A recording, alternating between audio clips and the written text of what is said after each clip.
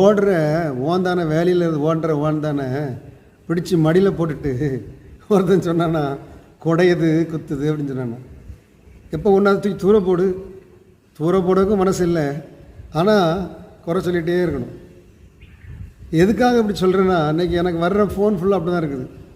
கல்யாணம் முடிஞ்சு 1 வருஷத்தில் 2 மாதத்தில் 3 மாதத்துலேயே டைவர்ஸ் பண்ணலாமா, எஸ்பிகிட்ட கம்ப்ளைண்ட் பண்ணலாமா, மகளிர் ஸ்டேஷனில் கம்ப்ளைண்ட் பண்ணவா, என்ன பிரதர் பண்ணலாம் அப்படின்னு சொல்லுவாங்க.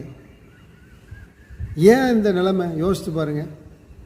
இதே இது கல்யாணத்துக்கு முன்னாடி நம்ம ஒரு சில காரியத்தை சொன்னோம்னா, எப்பா அவிசுவாசியும் விசுவாசியும் பிணைக்கக்கூடாதுன்னு பைபிள் சொல்லுது.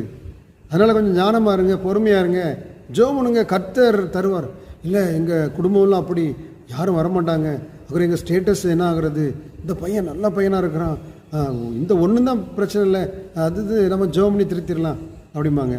ஆனால் கல்யாணம் முடிஞ்ச பிறகு தெரியாத ஒரு சைக்கோவை போய் என் பிள்ளைக்கு கல்யாணம் கட்டி வச்சிட்டேன், அதனால் பிரதர் ஜெபம் பண்ணி சொல்லுங்கள் பிரதர் அப்படிம்பாங்க.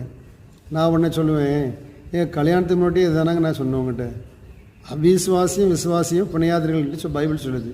நீங்கள் அதை மீறி செஞ்சீங்க. அங்கே இருள் இருக்கிற இடத்துல எப்படி அதை வெளிச்சத்தை நேசிக்க முடியும்? இருளுக்கும் வெளிச்சத்துக்கும் சம்மந்தமே இல்லை. அங்கே கண்டிப்பாக சண்டை தான் வரும், அடிப்படி தான் வரும்.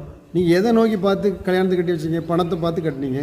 அவருக்கு 3 வீடு இருக்கா, 2 வீடு இருக்கா, எத்தனை லட்சம் சம்பாத்தியம் பண்ணுறாரு, அதை தான் பார்த்தீங்க. கொஞ்சமாவது அவர் சபைக்கு போவாரா, ஆண்டவருடைய பிள்ளைகளை நேசிப்பாரா, ஜெபிப்பாரா, கர்த்தருக்கு பிரியமாக நடப்பாரா, இதை எங்கே பார்த்தீங்க? பாருங்கள், யோசிச்சு பாருங்கள். இன்றைக்கி நம்ம எதை நோக்கி போய் கொண்டு இருக்கிறோம்? அதனால் ஒரு திருமணம் பண்ண போகிறீங்கன்னா ஜெபம் பண்ணுங்க. முதல்ல உபவாசம் இருங்க. 25-20 வருஷமாக வளர்த்த ஒரு பிள்ளைய ஒருத்தன்ட்ட கொடுக்க போகிறீங்க.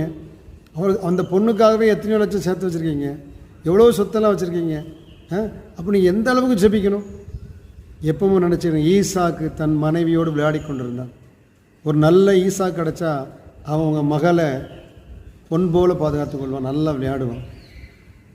ஆனால் ஒரு சைக்கோ கிடச்சான்னா இப்போ பேப்பரில் வரதில் அந்த நிலைமை தான் ஆகும். அதனால் திருமணத்துக்கு முன்பாக நல்லா ஜெபம் பண்ணி காத்திருந்து 4 வருஷம் விசாரித்து திருமணத்தை பண்ணுங்கள்.